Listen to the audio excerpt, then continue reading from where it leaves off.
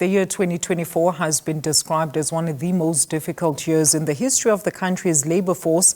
This as workers had to endure uncertainty that came with the applications of Section 189 notices in various sectors of the economy. And public sector workers also ended this year with no agreement on salary increases, and workers' representatives bodies, including NUMSA and other labour federation unions like COSATU, have also accused the formation of the Government of National Unity as the biggest threat to workers' gains.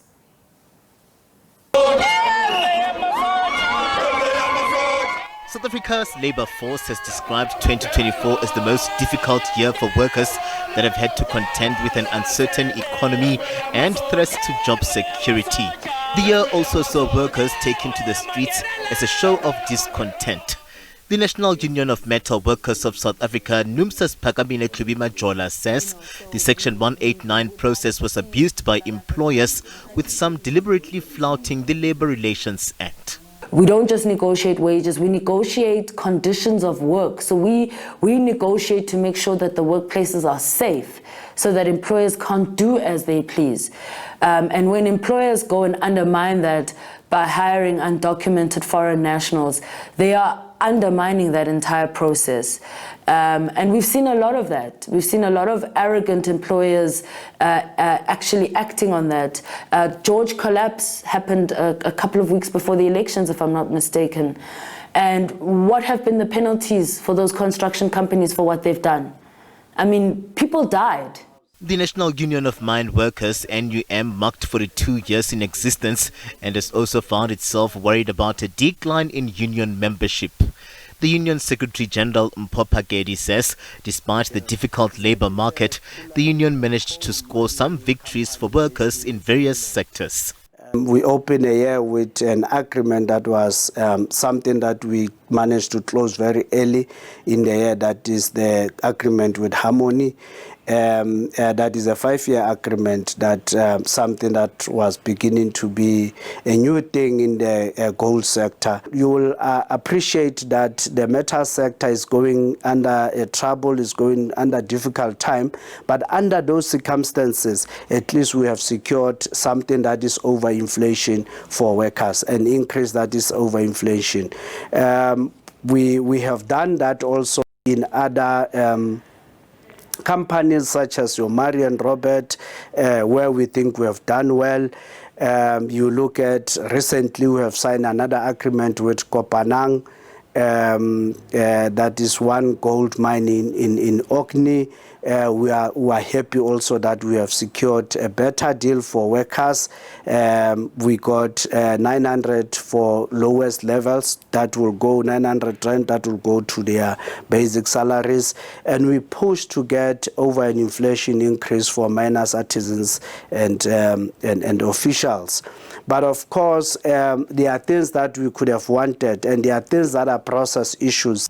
Labour Union Solidarity also gave a reflection, worried about state-owned enterprises and their impact on the economy. We've settled between 5 and 7.5. That was more or less where the settlement lie. But in the end, I think we found there were a lot of agreements where we had to look at the sustainability of the employer and obviously, improving remunerations. The two most difficult negotiations was one on mining and one in metal engineering. So mining was Sibanya for various reasons. You know, they are not such a well-run company on the gold side as Harmony. So that was a tough one to try and avoid a strike at all costs. So we had to settle for 5.5, which was still above CPI. But, that was very difficult because there were a lot of interpersonal issues. The only one in the retail was the fast-moving goods. It was under the Chemical Bargaining Council. And there we settled for 6.4, which was a very good settlement. COSATU remains the largest trade union federation and registered its disappointment on its alliance partner, the ANC's decision to work with the DA in the Government of National Unity. The federation says workers find themselves compromised in the 7th administration. You can see yourself that workers after the election have been facing with a number of challenges led by DA. Business people, most of them, they are DA. They've went publicly to challenge the NHI, they went publicly to challenge the BELA, they went publicly to challenge the national minimum wage, they went publicly to challenge the implementation of the Employment Equity. They have went publicly to challenge the amendment in terms of the Labour Relations Act, where as COSATU at NETLEC level, we are moving to improve condition of workers and the servicing of workers at the workplace. But we can say there are areas where we're able to improve, we're able to make inroads in relation to the two-pot system. Workers this year were able to cash or to apply for the two-pot system. Almost about 37 million has been, or 37 billion has gone out to workers. What we have submitted, which was an overlook from our side or oversight from our side, was that we did not take the matter of the tax seriously. We have now presented the matter of tax, and our call has been made, our submission has made to Treasury that and SARS and that tax for the next application of the two-pot system next year, workers, this money that workers are taking should be free, should be tax-free. Public sector workers remain locked in wage negotiations going into 2025. The workers' wage demand is now at 7.5 from 12% compared to the government's offer of 4.7%.